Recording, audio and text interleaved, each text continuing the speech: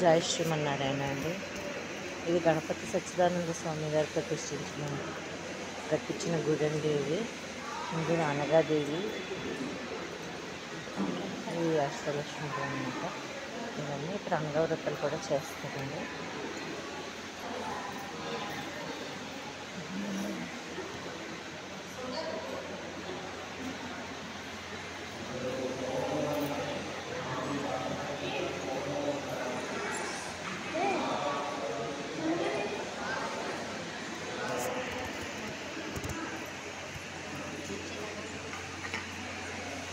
దీని మీద కూర్చోకూడదు.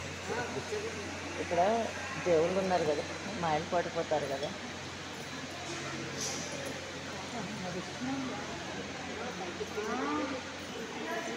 ఆంజనేయ స్వామి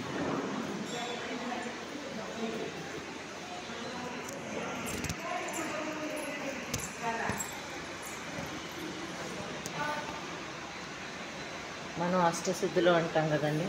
ఆణిమా సిద్ధి, లఘిమా సిద్ధి, ఘర్మా సిద్ధి. అందులో ఈమె ఆణిమా సిద్ధి అండి.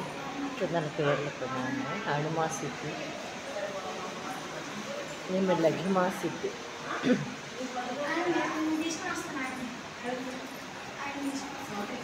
ఈమె ప్రాప్తి సిద్ధి అండి. ఈమె ప్రాకామ్య సిద్ధి.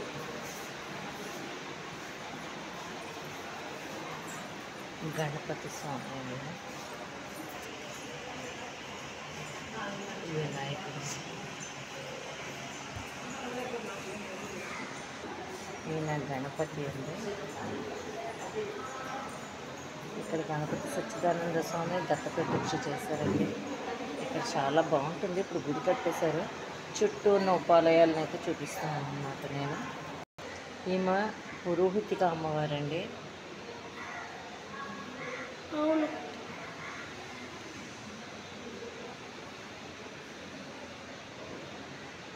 అంటే ఇప్పుడు మధ్యాహ్నం అయిపోయింది, గుడి కట్టేశారు. ఈరోజు నారాయణం పారాయణకైతే వచ్చానండి. వచ్చి దర్శనానికి వస్తే గుడి కట్టేశారు, కానీ చుట్టూ ఉన్నాయి చూపిద్దామని తీస్తున్నాను అన్నమాట. ఈమె పురోహితిక అమ్మవారండి. అష్టాదశ శక్తిపీఠాల్లో ఈమె కూడా ఒక. ఎంత బాగుందో ఆ తల్లి.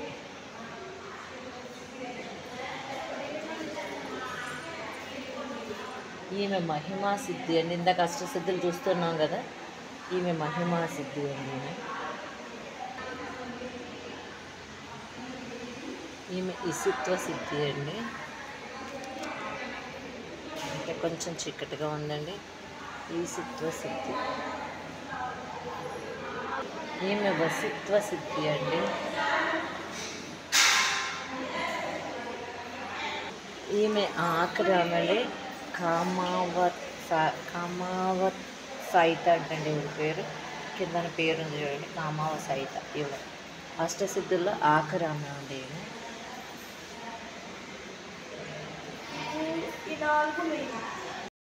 ఈ చిన్న స్వామి గోపి అండి. ఇక్కడ నేర్చుకుంటున్నారండి. ఈయన మనకి అష్టసిద్ధుల్లో ముఖ్యమైన వాటి గురించి ఈయన చెప్పే ప్రయత్నం అయితే చేస్తున్నారు. చెప్పు స్వామి, చెప్పు. మహిమా సిద్ధి అంటే మొదటి అవతారం గట్టిగా చెప్పాలి. దీంట్లో మొదటి అవతారం ఈమె రెండో సిద్ధి. చెప్పు. రెండో సిద్ధి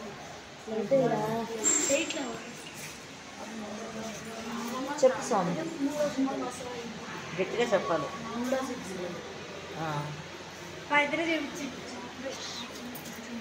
ఇది నాలుగోది. స్ఫటికతో ఇది అన్నట్ల కంటే పెద్దదండి అండి. ఇది స్ఫటికాకారంలో లాస్ట్లో రాక్షసుని అర్థం చేయడానికి ఇది ఇవన్నీ కలిసి అర్థం చేస్తుంది. ఈ నాలుగు కలిసి ఫస్ట్ అవన్నీ ఒక్కొక్క రాక్షసుని చంపుకుంటూ వెళ్ళారు. ఇవన్నీ రాక్షసుని చంపుకుంటూ వెళ్ళారు.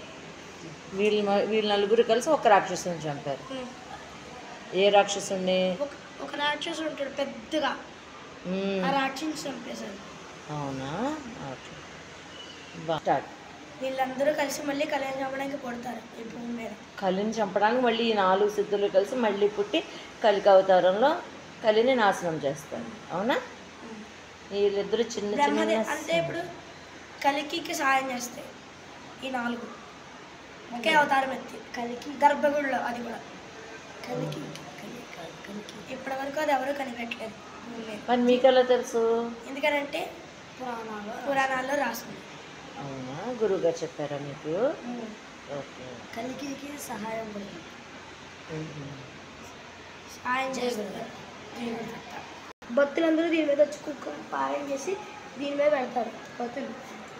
ఇది శ్రీచక్రం అంటండి. భక్తులందరూ కుంకుమ పూజ చేసుకొని వచ్చి ఆ కుంకాన్ని ఇక్కడ పెడతారంట. ఇదంతా వాళ్ళు కోరుకున్న కోరికలు తీరుతాయి. అలా చేస్తానంటండి వాళ్ళ కోరిన కోరికలన్నీ నెరవేరుతాయంట. ఈ చిన్న చిన్న స్వాములు మనకి చక్కగా బంగారు తండ్రిలా చెప్తున్నారండి.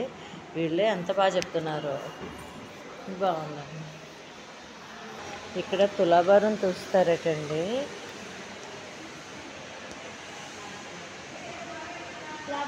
ఈ తులాభారంలోనంటే అక్కడ అనగాదేవిని స్టార్టింగ్లో చూపించాం కదా, ఆ అమ్మవారిని ఇక్కడ కూర్చోబెడతారంట. ఇందులోనే దీనికి ఎత్తు బియ్యం బస్తాలు పెడతారట. ఈ బియ్యం బస్తాలు ఇక్కడ అన్నదానానికి ఉపయోగిస్తారటండి.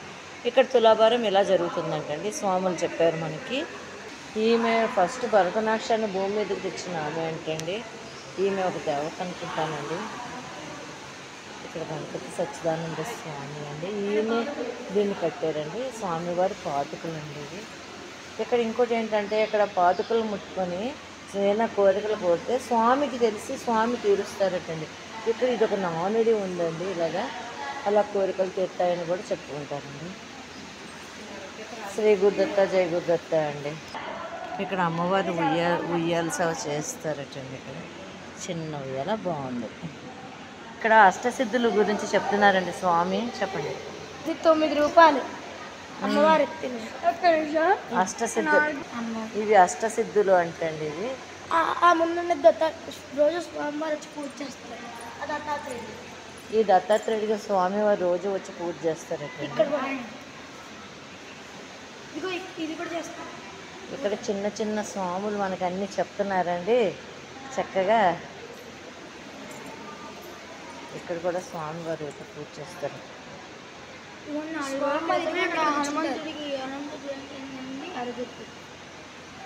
ఏం జరిగింది లాస్ట్లో? ఇప్పుడు మేము చెప్పామా అన్నారా, ఆయన సన్యాసం తీసుకున్నాం. అప్పుడు మాయ ఫస్ట్ త్రిమూర్తులు పడుతుంది. త్రిమూర్తులు పడితే శ్రీ గురుదత్త జయ గురుదత్త అండి.